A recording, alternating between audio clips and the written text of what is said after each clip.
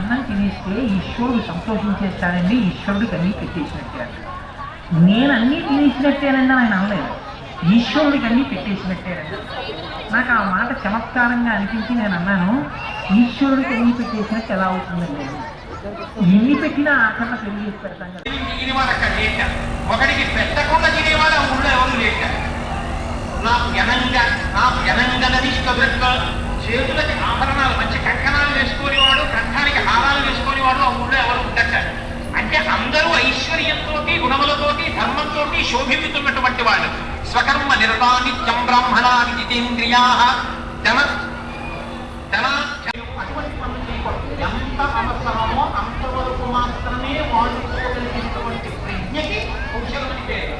వారు అన్యాయం చేయలేదు, తప్పు చేయలేదంటే శత్రువుని వాడు తన కొడుకే చేసిన తప్పు చేశాడంటే తప్ప వెయ్యకుండా.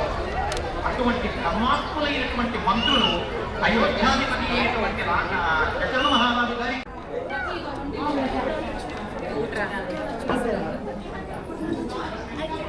లైన్